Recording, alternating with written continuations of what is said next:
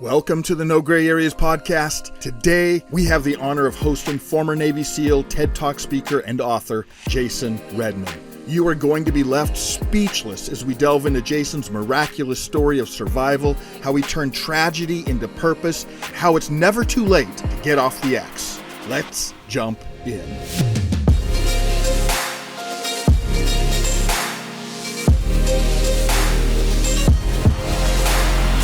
Jason Redman, welcome to the No Gray Areas podcast. It is an honor to have you on. I want to just jump into the deep end of the pool, all right? Would it be fair to say that September 13th, 2007 changed your life in some ways? Oh, without a doubt. Yeah. So, although there's many more layers to that story, which is interesting. We can get into that. But I would tell you that September 13th is not the worst day of my life. Okay, now, set that up for our audience, because again, I just jumped right in, so they don't know for sure. Most of them don't know for sure what happened on that day. So tell us what happened on that day, and then what in the world, why is that not the worst day of your life? Yeah, so September 13, 2007, I was shot 8 times in a enemy ambush going after an Al-Qaeda high-value leader by a machine gun. So I was caught multiple rounds in the body armor. I took rounds in the elbow, 2 rounds in the elbow that I thought shot my arm off, rounds off my right side plate weapon, rounds off my helmet, night vision goggles shot off, turned to try and move to where my guys were, and I caught a round in the face. Bullet caught me right in front of the ear, traveled through my face, took off my nose, blew out my right cheekbone, vaporized my orbital floor, broke all the bones above my eye, broke the head of my jaw, shattered my jaw to my chin, and it knocked me out. And that was a pretty intense gunfight. A lot of people have found that gunfight online. It's been featured in documentaries. We ended up having to call fire directly on our position. My team leader, obviously I was out of the fight at this point, so my team leader took over, and the guys did an amazing job fighting back. You were the assault force commander on that one. I was the officer. I was the officer in charge, and the team leader is the senior enlisted. Yeah. Okay. So yeah, this is an intense gunfight. Go on. Yeah, very intense. I mean, probably only about 45 feet from the machine guns that had me pinned down. We estimate there were probably 15 enemy shooters, and there were 6 of us. We were originally a 9-man team that got separated in some pretty dense vegetation. The other 3 members held off and were out of the fight at this point, and then it became the 6 of us. And actually, it was just 5 SEALs and our interpreter. So our interpreter didn't carry a gun. So suddenly it was the 5 of us, and 3 out of the 5 were hit in the first couple of minutes of that gunfight. And when people find that, it's been featured on Discovery Channel, several times. I mean, obviously millions of people have now seen it on the Shawn show, and you get both my perspective and a teammate of mine that was there, DJ Shipley, who went on to see a lot of combat over the years and basically said it was the most intense gunfight he was ever in. Wow. Yeah, pretty monumental moment. And like I said, I owe my life to my teammates. My team leader ran forward under fire, got me back behind the tire, and got a tourniquet on my arm that had been shot, which I actually thought my arm had been shot off in the gunfight. I lost all feeling. I had nerve damage, so I couldn't feel my hand or arm, and it's about 3 a.m. in the morning. Wow. He got me back to the tire, got a tourniquet on my arm, and they packed my face as best they could before the firefight lasted almost 40 minutes, is what we estimate. That's a long time, right? It is eternity. I mean, when you were pinned down by very large bullets traveling only about 8 inches above you, and you're trying to return fire, and guys are bleeding out, and you only have limited ammo. And that's pretty much what happened. My team leader recognized that 2 things were going to happen. One, they initially thought I was dead. I was unconscious before I came to and called out to him, and they realized I was still alive. And that's when he made the decision to run forward to get me and bring me back. So I owe my life to him. And then our other 2 guys are all shot up, and we're running out of ammo. So he basically, at that point, we had a AC-130 gunship up overhead, which is an amazing Air Force platform, precision air to ground system that probably has saved more lives on the battlefield than any other air platform out there. I know it's saved my life on multiple nights on deployments, and they brought in that fire mission, and we were so close. We were oftentimes you hear in movies they talk about danger close parameters, and we were extreme danger close. And initially they denied the fire missions. Twice they denied it, saying, hey, if you guys can't figure out a way to move back, we just can't bring this in. We'll kill you guys. And finally on the third call, my team leader said, hey, look, if you don't bring this in, there's nobody going to be left. I mean, we're going to run out of ammo and these guys are going to bleed out and die. Yeah. And we're going to be overrun. So the gunship relented and said, okay, you're accepting the fact that we may kill you when we release this fire mission. And my team leader accepted it and told him what he needed to do. And they brought it in. And I mean, when I was an enlisted guy, I was prior to JTACs. A JTACs call is a military term for a joint tactical air controller. These are guys that become experts in speaking to aircraft, and they understand bombs and the parameters of bombs and bullets and all those things. And I had done that back when I was an enlisted guy before I became an officer.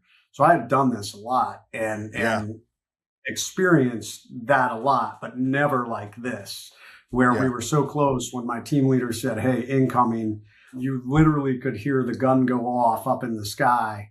And then it was like, I don't know, probably 5 or 6 second delay, 1,000, 2,000, 3,000, 4,000, before the rounds impacted directly in front of us and blew up over us.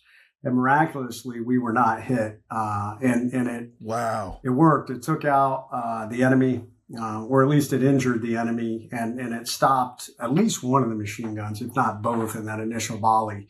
And then we ended up calling in multiple more fire missions, which enabled us to bring in the medevac helicopter and get us out of there. So, it was a pretty intense night. Yeah, to say the least. Jason, once you were shot, then you said it was another 40 minutes or so before they got in the helicopter. And you had mentioned this. So you said that DJ actually shared his side of the story too, and that they thought you were actually dead at first. Yeah, they saw me get hit. And what's funny is if you read my book, we told the book from my viewpoint of what I understood in the moment. And I have lots of notes where I had written all this down. In the very beginning, when I got to the hospital, I had my side of the story, which was funny because I was convinced. I told the doctors I never lost consciousness during the firefight, which actually I found out later was not true. I drifted out. I was initially knocked out, and then I came to, and apparently I drifted in and out of consciousness throughout that gunfight and even on the medevac ride to Baghdad. So the guys filled in the story. So in the book, the very opening of the book, we tell the story from my viewpoint of what I understood in the moment, which was I thought my arm got shot off and how I thought it happened. Later, we filled in the gaps, and the guys, I actually thought that somehow I got shot in the face when I was on the ground. But what happened apparently is there was a lull in fire. I'd already been shot multiple times, and I got up and I tried to run back to where the guys were.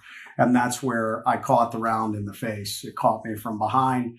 They saw me get hit, fall, and thought I was dead. Yeah. Because obviously, most of us out there that get shot in the head don't walk away from it.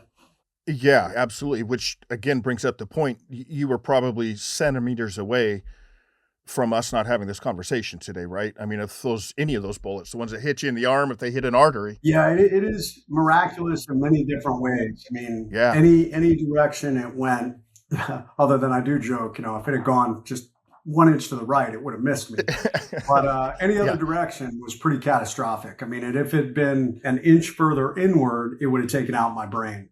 If it had been an inch higher, it would have taken out my eye.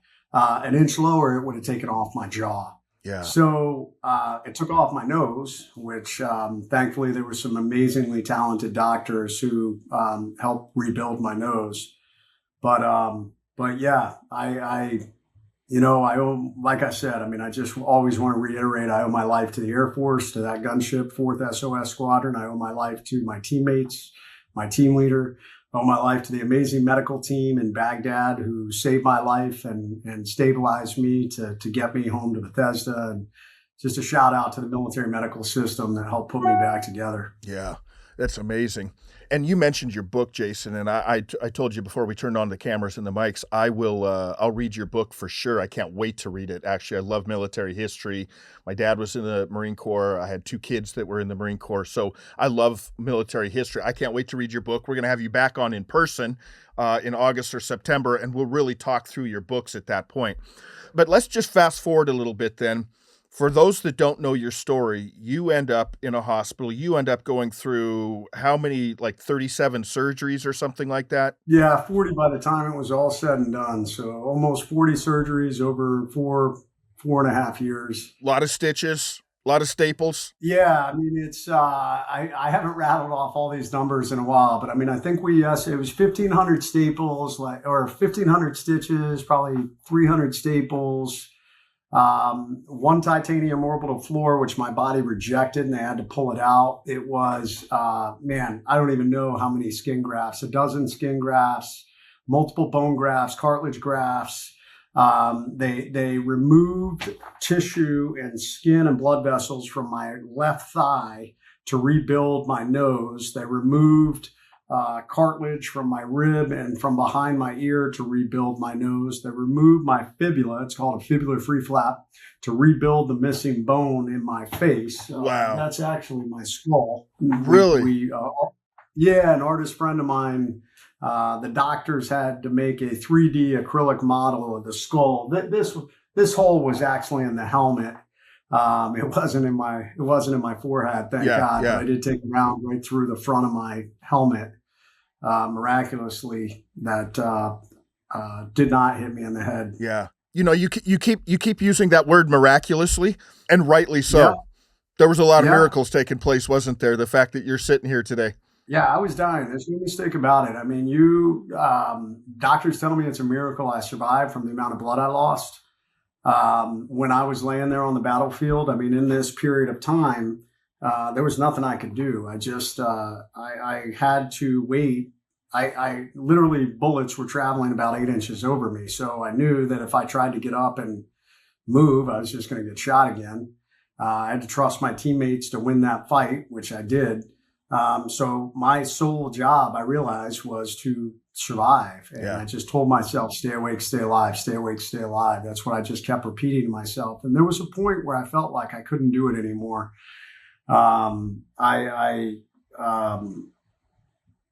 The human body, we learn a lot about trauma medicine and special operations. We're trained probably to the level of EMT. We understand, when you spring a leak, when the human machine springs a leak, it can only run so long without optimal fluid levels, without so much blood. It's called hypovolemic shock. Yep. And I was going through all the signs and symptoms. I knew it. And I finally reached a point where it was getting harder and harder to breathe. I couldn't really move. And I just accepted, like, hey, this is how I'm going out. And then I kind of got angry about that. Like, I wasn't ready to go. I didn't want to give the enemy the satisfaction of knowing they killed me. And I called out to God. I said, hey, I need your power to go home.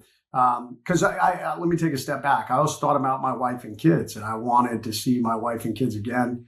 And I called out to God, and man, like this, I had strength and power. Wow. And I got up when the medevac finally came in.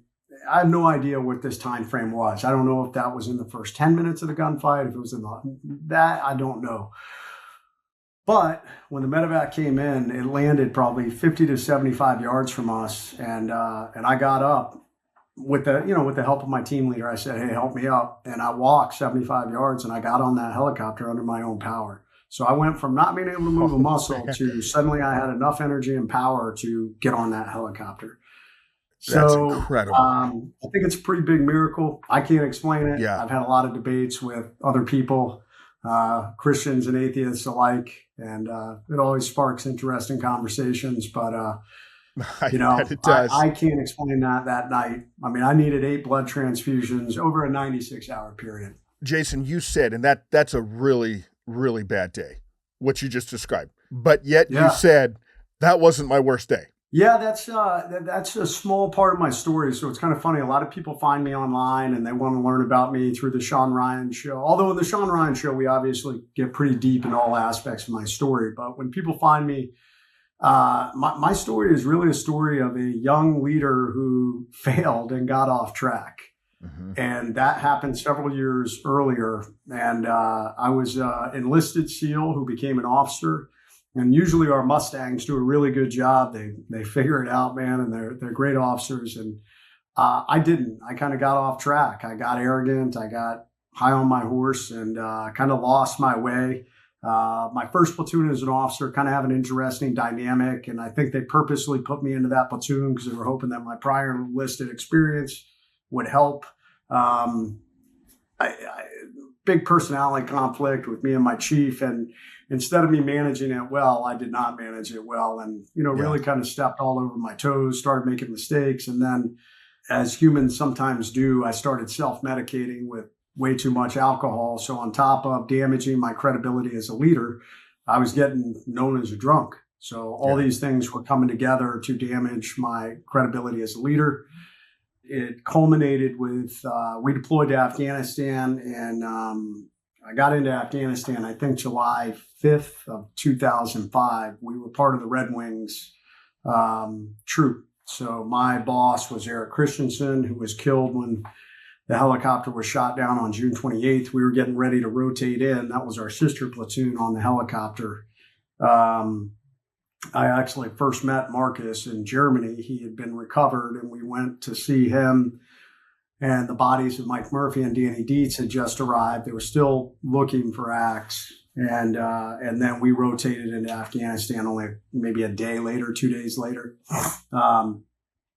So got into Afghanistan and several months later made a bad call on a mission.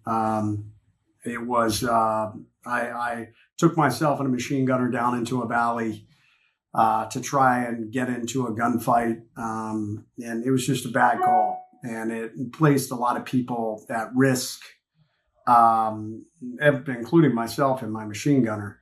But the biggest thing, and I'm very fortunate that nobody else was killed or injured, or, we weren't obviously killed or injured. But what it did in that moment is it was kind of the final nail on my leadership credibility. And there were guys that said, hey, kick that guy out, get rid of that guy. He's dangerous. And that began a little bit of not even a little bit, a major downward spiral for me. To become part of the SEAL team is a very difficult thing. To earn that Trident, to become an officer, all very difficult things. I had achieved this incredibly high level of success my whole life.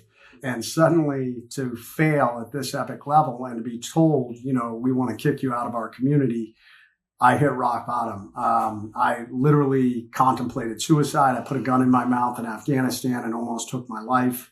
Once again, I think God intervened and just thankfully kind of shook me and made me see a picture of my wife and kids on the desk across from me and said, what message are you leaving them if you do this? Wow. And family's always been really important to me. So I think that shook me out of it and made me recognize that I need to go get help. But it was a really hard road. I know, thankfully, I had some great leaders who believed in me and were willing to give me a second chance. But there were a lot of people who did not want me to have that second chance. So it was an uphill battle. I received some punishment. There were things, that I had to atone for and to grow up. One of those things that they sent me to U.S. Army Ranger School. So it's funny, I'm Ranger qualified also. Yeah, I saw that. That's interesting. Yeah, well, and it was good. I will say it was smart of my leadership. They needed to humble me, and Ranger School is a phenomenal leadership school. My hat's off to anybody who's gone through Ranger School and earned that tab. And it was really what I needed. Although I didn't know it at the time, I was still kind of bitter and angry about all of it. I had this victim mindset. And it was in Ranger School that I finally started growing up. There's a lot more detailed nuances of that story, but that was where I really kind of reinvented myself and said, hey man, you want to say you're this great leader, but you're not, and I think all of us in life sometimes have that issue. The perception of ourselves is greatly different from the reality of who we are or how others see us. And, we want to try and make sure that intersection is pretty much the same. And it took a while to figure that out. And when I came back after Ranger School, it wasn't like guys were like, "Oh, you made it to Ranger School. We're so glad to have you back. I'm sure you're squared away now." Nah, man, it was virtually every day listening to guys say, "We can't wait till you up and you're out of here." Yeah. So that is the hardest road I've ever walked. And what's interesting, I try and tell people, I now speak on this whole idea of getting off the X and the overcome mindset and how we deal with adversity and the end moments becoming new beginnings. And what I explain to people is, man, be thankful for the hard times you're going through, because the reality is they tee you up for success for future hard moments. No different than training muscles, no different. An overcome mindset has to be built by doing hard things and by going through hard things. So the interesting thing, when I was wounded, fast forward, a few years, I said, "Hey man, yes, this sucks, but guess what? You just walked the hardest path. You climbed out of the darkest hole you've ever been in. This is going to be no different. You're going to apply all these lessons in leadership that you've been applying. You're going to apply them to this." Wow. And so it really didn't change anything. And that's what so many people have asked, how did you do that? How did you launch out of your injuries? The sign on the door, and I never looked back.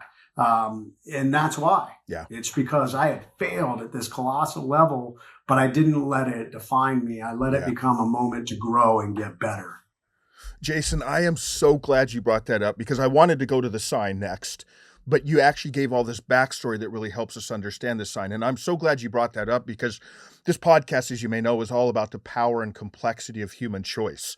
That as humans, I believe, as a person of faith, that we are the pinnacle of God's creation, but we've been given the power of choice. We get to choose. But what that means is that we make our choices, and eventually our choices make us. So you shared a part of your story where you were making some really poor choices in your life, but that you didn't let that define you. You didn't let that be the end of the story. And you rebuilt, and it was a lot of work, a lot of time, a lot of effort on your part. You rebuilt and you came out of that, but that helped you then with your injury with this sign. So now tell the audience about the sign, because that's a fascinating story and how that ended up just taking off. But you didn't know that when you wrote those words. You had no idea where this was going to lead to you sitting down with the President of the United States. Hey, we hope you've enjoyed this episode so far. Be sure to like and subscribe to not miss a future podcast. Okay, let's get back to the episode. Yeah, so the sign came about maybe a week after I was in the hospital. So, and I love the fact we're going to come full circle to your use of the word choice, because it's a word I use all the time when I speak and when I talk to people about traumatic events or hard events we have in our life. But I won't lie, when I first got to the hospital, it was hard. And it was hard to wrap my mind around what had happened. I mean, my face is blown out. I have tubes coming out of what's left of my nose. I'm wired shut. I'm trached. They're feeding me from a stomach tube. I'd lost so much blood, I couldn't even get out of bed. I had to have nurses help me use the bathroom in bed. So, I mean, a week prior, I had been leading, some of the most amazing warriors our country has produced and fighting with them. And on top of the fact that I had just finished this really hard road of rebuilding my reputation and credibility as both a SEAL and a leader, and had been told only a couple weeks prior to this happening, "Hey man, your career's back on track. You are approved for your next leadership position."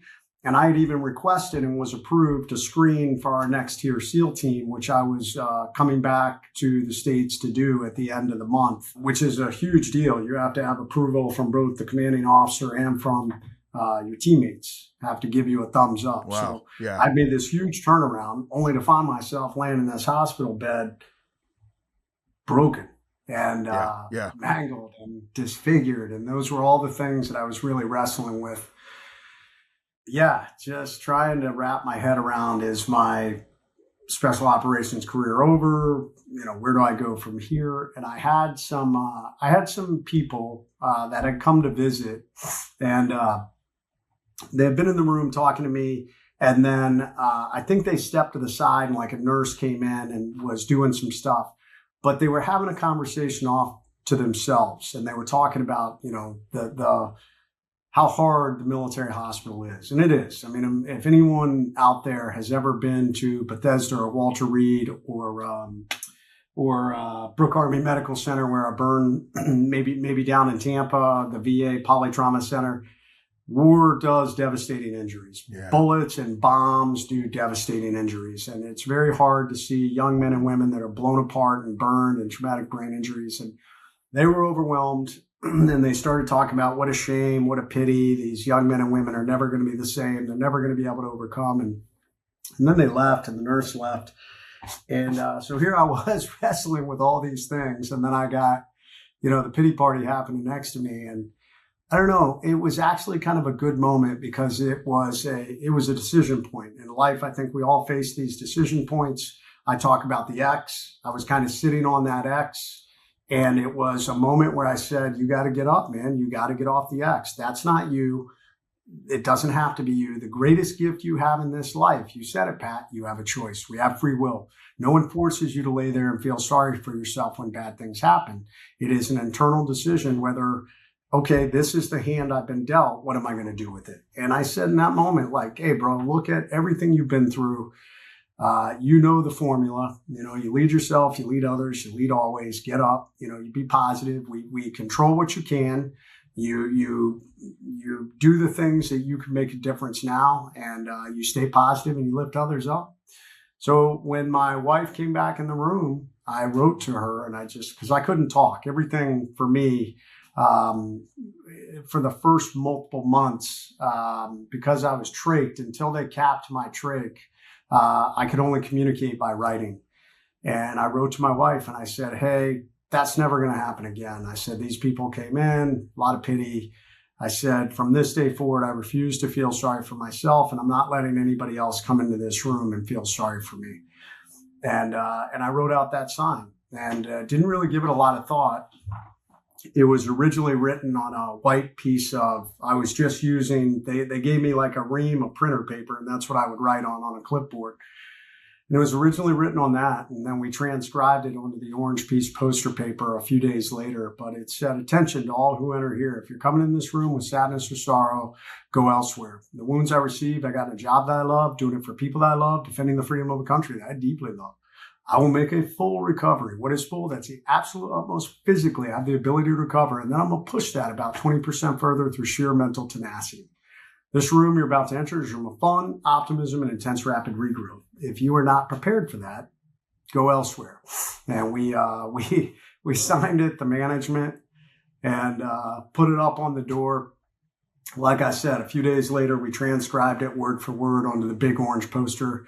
And what was really cool is a teammate, and I don't even remember who it was. I had a revolving door of teammates that came to visit, and one of them took his Trident off and tacked it on the bottom of the sign, which I got to tell you was a very healing moment for me, because to have gone from a period of time where many of my teammates said, hey, we don't want you, you're dangerous, we don't want you as part of our community, come full circle, and put that Trident on the door was a huge moment for me. Wow. So yeah, man, I tell people, look, we can't control the bad things that happen to us. I mean, life ambushes and bad things are going to happen to good people all the time. Yep. And unfortunately, you can choose to dwell and be a victim, or you can get up and be a victor and figure out how to drive forward. And that's what that sign represents. And that's what I speak on now all over the place. And we'll never arrive, right? In our lifetime, we're never going to do that perfectly as human beings. But it's one of the central points of what it means to be human, that you have a choice. There are, like you said, there's things that are out of our control, but what you can control, you can choose what you do with it. And that's what's so incredible. And again, I want our audience to understand, talk about reasons to have pity, right? Like we all would get it. We've heard your story now. You could have sat there with pity and even gone like, I just got back. I worked so hard. I got the trust of my man. I got the trust of, and now this happens. It's not fair. It's not fair. Yeah. How many humans have said that? But for you to recognize the power of choice that you had there, I want to ask you really quick though, one of the words that you used in that And that what you wrote that day, I love. You used the word tenacity. What does that word mean to you? So my word is overcome, and that is tenacity, resilience, our ability.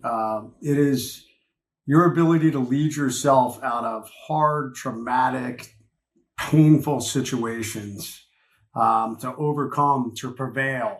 That is the epitome of that word, and that is the mindset that I try to speak to people on. Yeah. We need more of it. We're losing tenacity in this country right now. We are I often talk about that there is a new pandemic. COVID wasn't the most dangerous thing we've seen. The new pandemic is the victim mindset that we're creating in people. Absolutely. We are trying to convince everyone out there that they're a victim. Race, creed, color, gender persuasion, socioeconomic. I don't care what it is, whatever your demographic is, where you were born, you're a victim. Yep. And there's no way you can ever be successful because of your victimhood. And it's just wrong.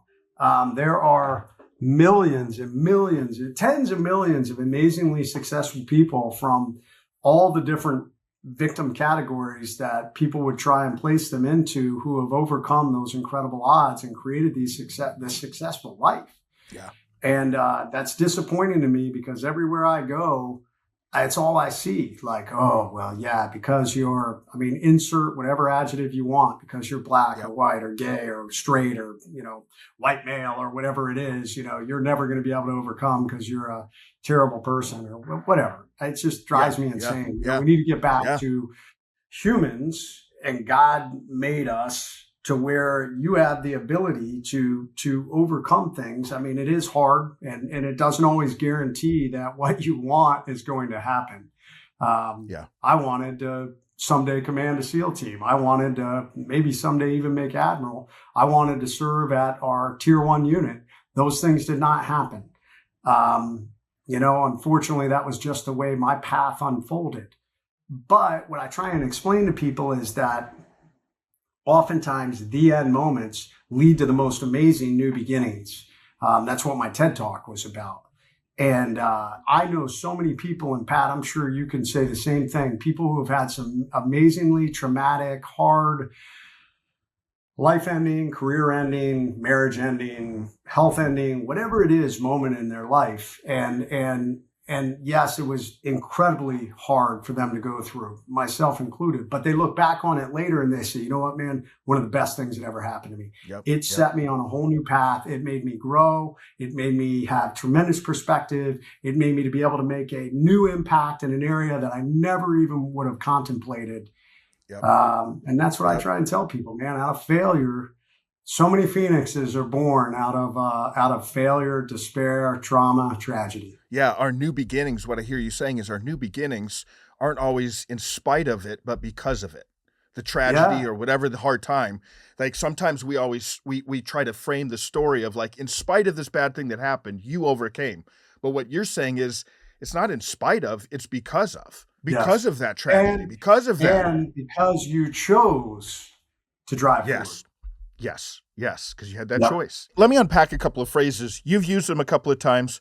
I want to encourage, I'm going to do this at the end of our podcast here to have you share how people can come and find you and what you're doing. If they wanted you as a speaker, find your books, your t-shirts. I love the shirts that you guys, I'm going to grab a couple of shirts off your website too. But there's a couple of phrases that you've used that I really like. No bad days. It's on the wall behind you as well. What does that mean? It means if you woke up and you're still alive this morning, it is a gift. And as a guy who looked death in the face and thought I wasn't going home, most people in this life have such weak perspective. And we all have problems. We all have issues. I'm running multiple businesses now. Obviously, not many days go by that we don't have some problem we have to deal with. But I meet so many people that allow these little minor things negatively impact them. And I'm like, I no bad days really represents multiple things. Number one, I don't know why I got to come home when so many other guys didn't. So many far better SEALs than me died on the battlefield, and they didn't get to come home. And their families would give anything to have them back, their kids and their wives and their moms and their dads. So I think to myself, like, who am I to have a negative attitude and to be an asshole, or to not like try and live the greatest person that I possibly can be? Because what a slap in the face to those guys and their memories. So I try and live this life, this idea of no bad days. If I woke up, it's a good day. Doesn't mean I won't have hard days or tough days, but guess what? No bad days, man. I'm still alive.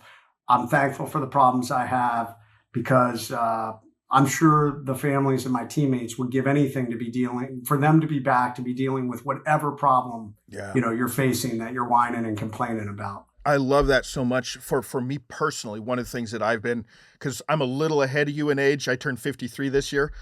And, the further you go in life, right, the less runway you realize you have. And that's assuming we even live till old age, right? You're not too much. All this plastic surgery, I think, made me look younger. But yeah, I mean, I turn 49 next month. Yeah. So I got 4 years on you. But what I keep trying to remind myself of most every day is yesterday's gone, tomorrow's not guaranteed, all I have is today. I like what you're saying. I want to add that to that. What I'm going to tell myself each day is yesterday's gone, tomorrow's not guaranteed, all I have is today, so it's going to be a good day.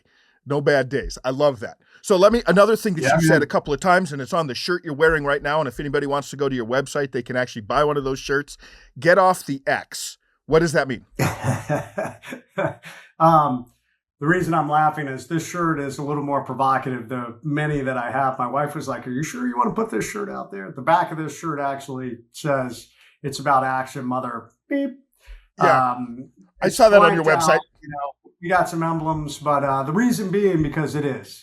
Getting off the X is about action, because the X is the point of attack. It's the point of crisis. It's the sticking point. So many people, Pat, as you well know, get stuck in their own minds. I often tell people the most dangerous X you'll ever find yourself on is that one that lives inside your head, that tells you you're never, it is the victim mindset X. It is the one that tells you, because of your race, creed, color, gender persuasion, demographic, socioeconomic status, whatever it is, failure point, that you'll never be successful. And if you believe that and sit on that X, you won't. But action is the answer. It is getting up. It is getting off the X. It is moving forward. It is stumbling and failing and falling and getting up and moving from one X to the next until you start getting momentum. It is a phrase from special operations. Police, I think, use it also. The X, is really the ambush point. So I am fortunate to have my teammates and that gunship to help me have gotten off the X from that gunfight. But everybody in life is going to find themselves on the X. I call them life ambushes. These catastrophic events that come along that just knock you off your feet, that sometimes we see coming and sometimes they come like a thief in the night. And so many people, they become victims because of what happened. And they might have been an actual victim because of an attack, sexual trauma, whatever it is.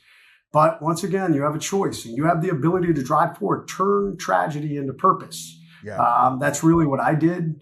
And I've seen so many people do the same thing. So I try and teach this mindset, this overcome mindset, which hand in hand goes with getting off the X, because the faster you can get off the X in this life, it really is the key to success.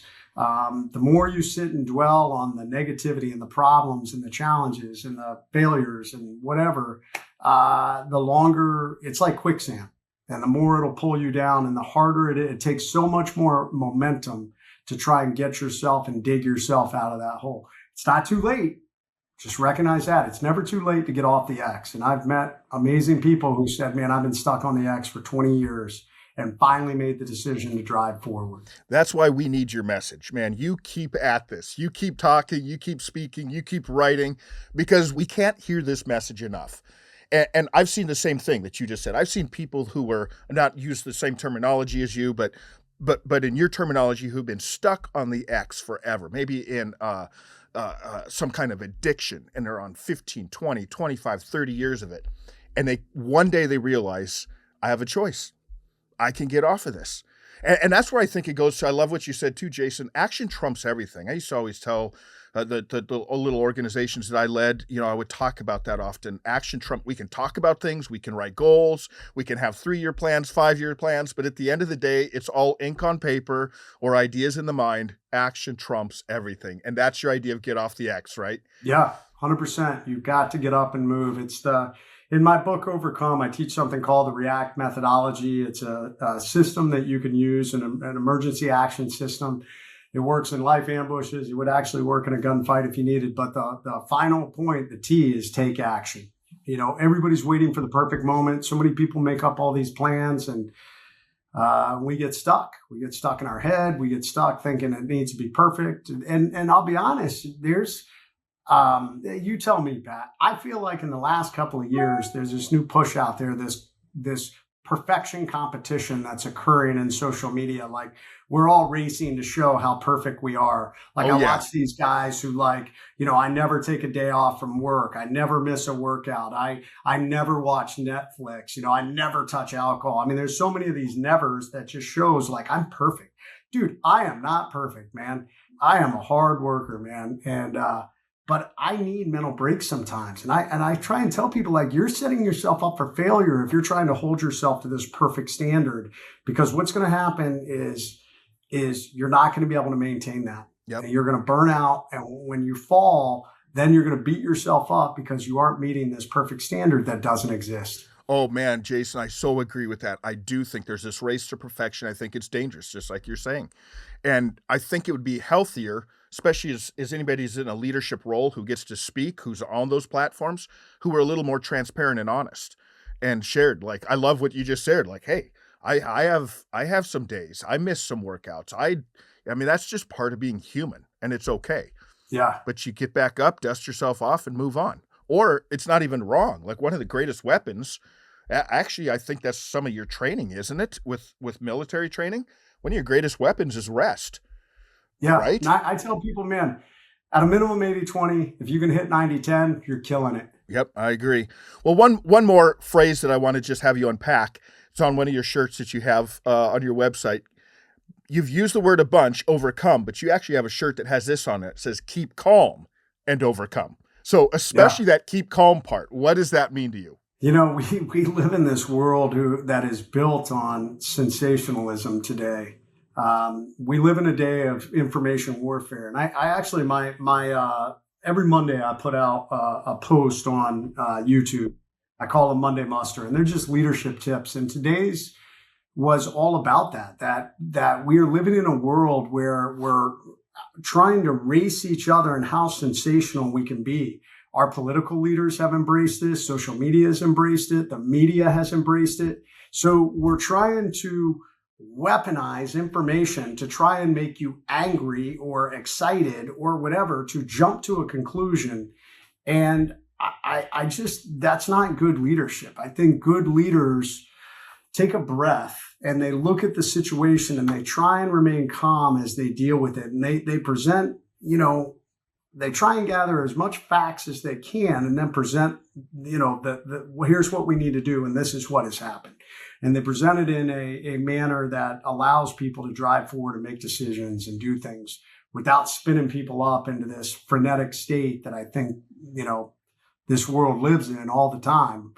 I had a great leader who used to say to me, never make a decision until you have to, which for a lot of people out there, they're like, oh my God, what are you talking about? You're a Navy SEAL. You guys have to make decisions second. You have to be decisive. I hear that a lot. And I'm like, well, true, but how much time do you have to make that decision? If I'm in a gunfight and Pat, you and I square off against each other and we're 6 foot away and you pull a gun on me, I literally have milliseconds to make a decision and engage you. There's no cover. So in that decision, it's instant. Now, if I push you back 100 yards and you start shooting at me and there's a large tree or there's a large building that I can step behind that provides protection, I now have time to decide what I'm going to do in this situation.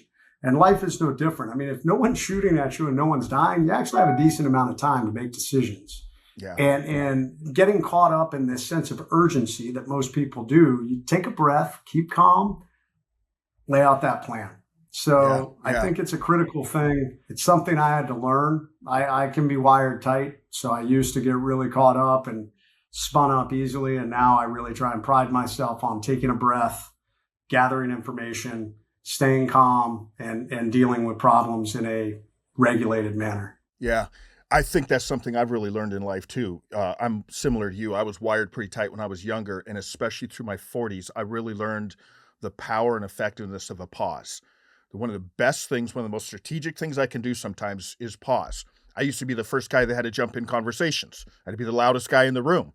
And now someone who meets me now, they're like, "You're awful quiet a lot of the times." And it's because I'm thinking, I'm processing. It's worth it. Yeah. I got to just share this. If my son, who's in the Marine Corps right now, who does combat shooting, were here sitting with me, he would have interrupted when you said if you were 100 yards out when you're shooting that scenario. He would have said, "You're probably safe if you're 100 yards away from my dad and he's trying to shoot you." I go out shooting with him. He does combat shooting, and I'm not at his level or your level for sure. So you would be very safe 100 yards away from me. So let me ask you. I would at least have a little bit more time. And there are definitely guys who at 100 yards, they're lethal very quickly. So, for sure. Yeah. For sure. You're pretty safe with me. Trust me. So let me just ask this as we kind of wrap this up. And I can't wait till we sit down in person after I read your books here a couple of months from now. But what was it like for your family then? We've talked about you. You were married, I think, around 7 years when you were shot, and you come back somewhere in there. So your wife of 7 years finds out that you've been shot. You have, at that time, do you have 2 kids, 3 kids? What do you have at that time? Three kids. So my youngest had not turned 3 yet. So she was 2. My older daughter was 4. And my son was 8 or 7. Yeah, so 8, 4, and 2, somewhere in there. And they're seeing their dad a lot different than they saw their dad when he left for his mission. Yeah. And then your wife is dealing with someone who is in a different situation when you left for the mission. What was that like for your family walking through this? It was hard. Although, the great thing about my first book, The Trident, I write all of that in there. The story because I wanted to highlight, special operations marriages, 90% of the time end in divorce. It's a very hard career, very similar to law enforcement and fire. Military marriages are very hard. And there are some wives who, or spouses, I should say, who understand it, appreciate it, and they're rock stars, man. They're as much warriors as the spouse that's in the military. And there are others that, unfortunately, when it gets hard, they can't handle it. And that's just a reality. And my wife was not that. She was like this Spartan warrior, amazing wife. And I wanted to show that. I wanted to show the world that, hey, man, some of us are really blessed to have these amazing wives. And there were a lot of things that we did. One of the things, we had a really strong marriage. We communicated very well. We always made sure we were on the same page. So with certain things that we agreed upon in the beginning, I was pretty mangled in the very beginning. I didn't want the kids to see me that way. I wanted some of the swelling to go down. I wanted them to do some of the initial reconstruction to try and make me look a little better, maybe remove. So I had lots of tubes in the beginning, when I was in ICU. So we waited. It was at least 3 weeks, if not almost a month, before the kids saw me. And the other thing, I wanted to walk into the room. This was a really big deal for me. I wanted to walk into the room where my kids were. I did not want to be in a hospital bed, and I didn't want to be in a wheelchair. So that was a goal of mine that I had to work to get where I went into the room. So I think some of those things, we were able to keep the kids on their schedule thanks to our family and friends. So there were a lot of things that we did that I think helped set our kids up for success. And we've continued those things. Fast forward, so my wife and I have now been married for 23 years. We've been together for almost 25. We defied so many odds. So many people have read the book, and the same question you have asked: how did you guys do it? How did you manage that? So I'm excited to say that book number 4 will come out February 25, and it's called Invincible Marriage. And we wrote a book to try and help other military law enforcement. It'll work for anyone, but really I wanted to focus on the protector community, that, hey man, you can still be a protector and be mission focused and, do what you were born to do and still be an amazing mom or dad and spouse. And we really laid that out. So I'm excited for that to come out next year. Oh man, I cannot wait for that. And again, That's Jason, just keep at what you're doing. I love it. It's so important. First responders. I have such a deep heart for first responders too, and a lot of friends that are that way. And we know that that marriages in those areas struggle too for the same reason, right? It's hard for a spouse sometimes to understand what it's with in that work environment and how you deal with that as a marriage. So I can't wait for that book to come out, and we're going to promote that one for sure. You said February of 25? Yeah, that's when it'll come out. So HarperCollins picked it up. We're editing right now, and it'll release probably Valentine's Day 2025. Yeah. You weren't kidding at the beginning, when I asked you those questions that probably dropped earlier this week or will drop later this week, when I asked you the question about what you liked in school, writing. You are a writer. Yeah. I'm a writer, man. I like to write. So one more question, then we're going to jump into Two Truths and a Lie. As we're wrapping up this episode, be sure to leave us a 5-star review. And if you're watching on YouTube, leave a comment on something you'll take away. All right, let's hop back into the remainder of the episode. So one more question, then we're going to jump into Two Truths and a Lie. Okay. You have a quite a team right now that I look at when I look at your website. This prolific team, it's amazing. But you got this one called Winston that might surprise some people. Tell us about Winston. I think people would be shocked to see that he's part of your team. So my oldest daughter is the most like me. She is my little mini me. She is a goal setter. She is driven. And when she sets her mind to something, she'll get it. Yeah. So from a young age, she's always loved pigs. We have little stuffed pigs. And so, yeah, she was 17 and without telling us, ordered this pig and decided it would be much easier to ask for forgiveness. Now, understand, my wife is the female Jack Hanna. Yeah. So my wife has owned all kinds of animals. So I've been dealing with this zoo I live in my whole life. Yeah. And so apparently my wife found out about this a couple weeks prior and was like, your dad's going to kill you. Yeah. But tried to butter me up before Winston showed up. And I will say, man, Winston, when he showed up, was this little tiny pig and fairly cute. And we were like, how big is he going to get? No, he'll only be 40 pounds. I'm like, how long do pigs live? 20 years. I was like, let me tell you something, kid. When you leave, this pig's going with you. He ain't my pig. Yeah. So sure enough, Winston is now 100 pounds. It's not 40 pounds, 100 pounds, huh? Oh, my God. And he's a character. Like, pigs are pretty smart. I've heard that. I mean, they're really smart. She has taught him all kinds of tricks.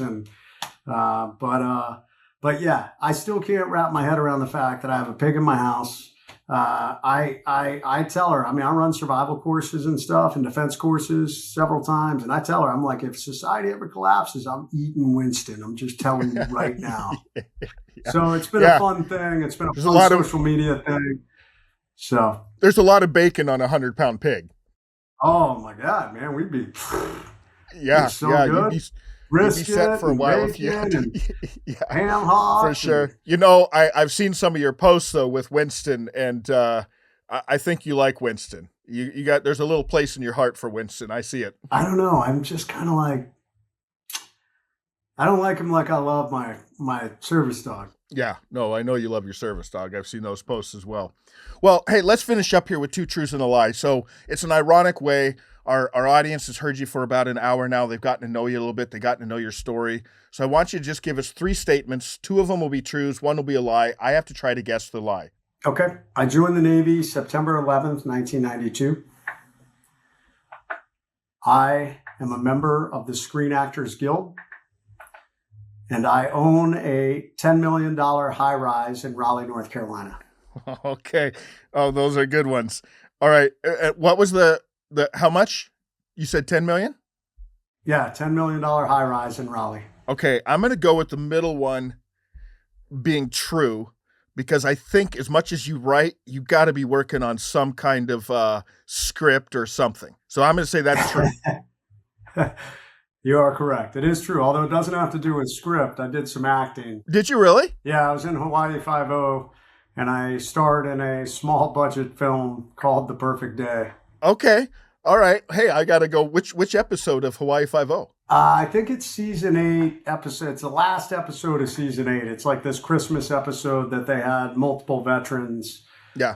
And most of us were actual veterans who were in the show, and we helped thwart a crime. Oh, I may have to go watch that because I'd always watch that show. My son was stationed in Hawaii when they were filming that. So it was awesome. I wish I could do more acting. The biggest thing is time, but it was a lot of fun. I enjoyed it. Just out of curiosity, you ever thought about turning your story into a movie?